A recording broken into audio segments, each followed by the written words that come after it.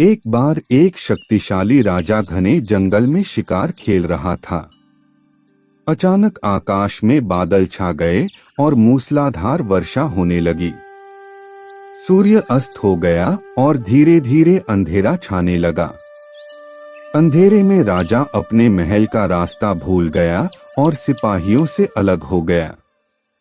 भूख, प्यास और थकावट से व्याकुल राजा जंगल के किनारे एक टीले पर बैठ गया।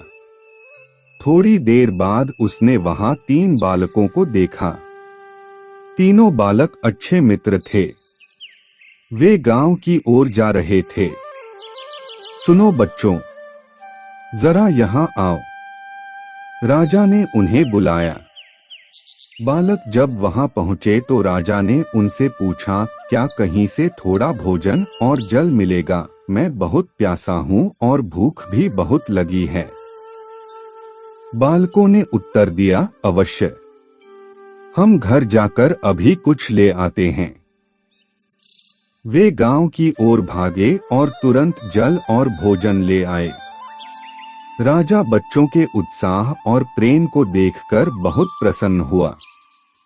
राजा बोला, प्यारे बच्चों, तुम लोग जीवन में क्या करना चाहते हो? मैं तुम सबकी सहायता करना चाहता हूँ। कुछ देर सोचने के बाद एक बालक बोला, मुझे धन चाहिए। मैंने कभी 2 समय की रोटी नहीं खाई है, कभी सुंदर वस्त्र नहीं पहने हैं, इसलिए मुझे केवल धन चाहिए। राजा मुस्कुराकर बोले, ठीक है, मैं तुम्हें इतना धन दूंगा कि जीवन भर सुखी रहोगे।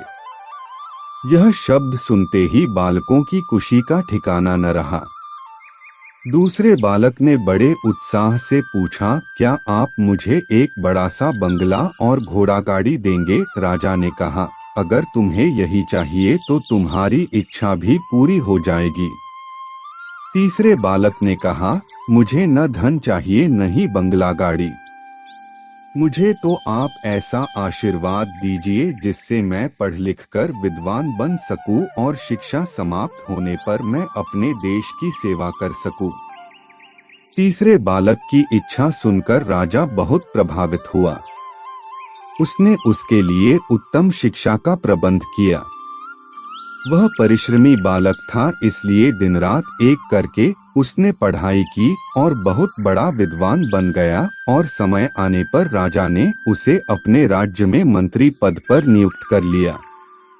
एक दिन अचानक राजा को वर्षों पहले घटी उस घटना की याद आई।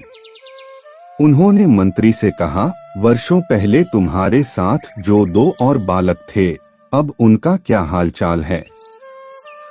मैं चाहता हूं कि एक बार फिर मैं एक साथ तुम तीनों से मिलूं। आठ कल अपने उन दोनों मित्रों को भोजन पर आमंत्रित कर लो। मंत्री ने दोनों को संदेशा भिजवा दिया और अगले दिन सभी एक साथ राजा के सामने उपस्थित हो गए। आज तुम तीनों को एक बार फिर साथ देखकर मैं बहुत प्रसन्न हूँ। इनके बारे में तो मैं जानता हूँ, पर तुम दोनों अपने बारे में बताओ। राजा ने मंत्री के कंधे पर हाथ रखते हुए कहा। जिस बालक ने धन मांगा था वह दुखी होते हुए बोला, राजा साहब, मैंने उस दिन आपसे धन मांगकर बड़ी गलती की।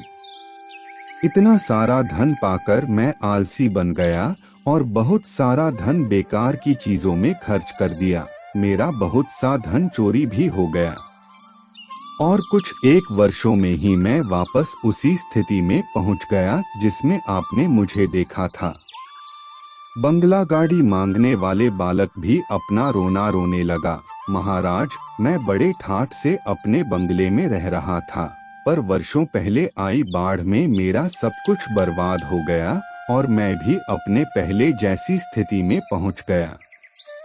उनकी बातें सुनने के बाद राजा बोले, इस बात को अच्छी तरह गांठ बांध लो। धन संपदा सदा हमारे पास नहीं रहते, पर ज्ञान जीवन भर मनुष्य के काम आता है।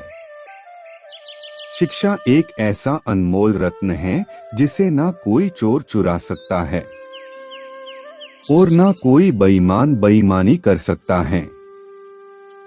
शिक्षा ही मानव को विद्वान और बड़ा आदमी बनाती है, इसलिए सबसे बड़ा धन विद्या ही है।